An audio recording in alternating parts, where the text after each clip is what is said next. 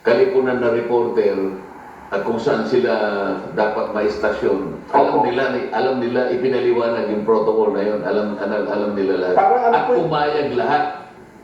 Actually, wala naman dito tanong. Kung dito yung parang mensahe na pinadadala sa lahat ng mga himpilang ng radyo, telebisyon at mga reporters na nagko-cover ng Malacanang, Sen. So, bakit naman, baka naman lumalabag na kayo sa press freedom pagka ganyan? May ganun ba? Minsan kasi, may kinakailangan itanong talaga at hindi mo naman talaga mapipili yung oras.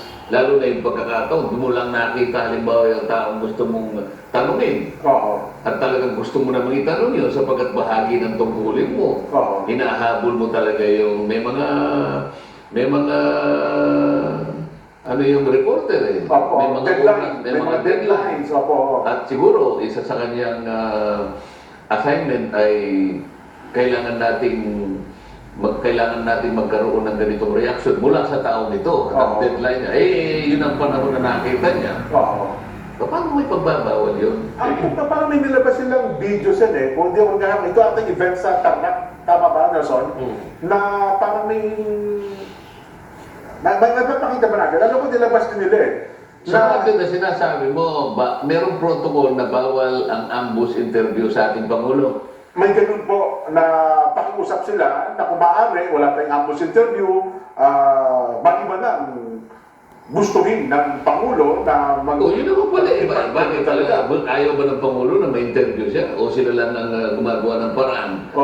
Baka naman ang Pangulo nakahanda namang magpa-interview. Ay sila lang. Yun nga yung sinasabi ko, yung protocol mo na yan, pinag-aralan, at yan ba'y sinang-ayunan ng lahat ng mga reporters na may kinalaman dyan. Parang yun atak sa kanila, request yun, Sen eh. Parang protocol, request basically. Ako, personal. Kung hihilingin nila si Eden Suarez Santos ay ilipat at alisin doon. Paano natin gagawin yun? Si Eden pa naman ang pinakamatinik nating reporter. Yun na nga po. Paano may sasubstitute yan? Saan mo hahanap pa? Napakahirap namang kumuha ng reporter. Alam mo naman ang reporter natin, taon na ang kanilang training dito. Hindi naman ganun kadali na basta ka na lang maglipat. Saka hindi ganun naman ang patakaran. Bakit naman ako? Kauna-una ang pagkakataong pumunta lang ako sa Senado para lang makita ko yung espasyong binigay sa akin para sa aking opisina. Dalawang bagay kasi na pinunta ko ron, merong orientation doon sa Finance and Administration. Ipinakiusap nila sa araw na yon, magkita lang kami noon, at saka yung staff na, paano na yung staff na nilinya nila, magkausap-usap kami, at saka makita ko na yung aking opisina. Yun lamang, wala naman akong ipinuntang ibang bagay doon.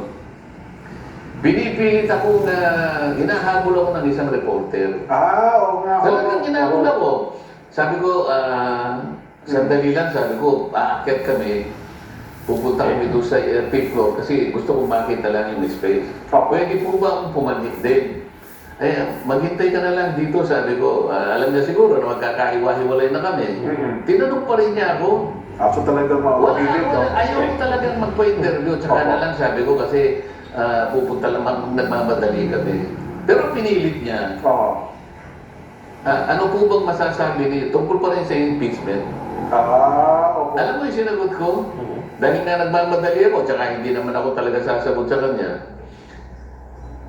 Ibigay mo na lang yan sa mga marurunong, sabi ko. Akala mo, in-upload niya sa Inquirer naman yan. Inquirer. Okay, data, 1 milyon na yung views. Yun naman. Yun ang may sinabi nyo. Hindi ko sabi, kaya nga ayaw magpa-interview sa kanila eh. Nagagamit lang nila para lumaki yung views nila.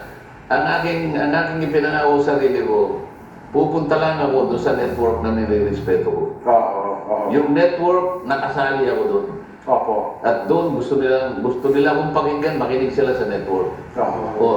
Pero may kinalaman sa ambush. Ambush interview. Bakit doon ito ibinagawan? Hinabol niya ako eh. May statement po dito, mga opisyal ng Malacanang Press Corps. Ayan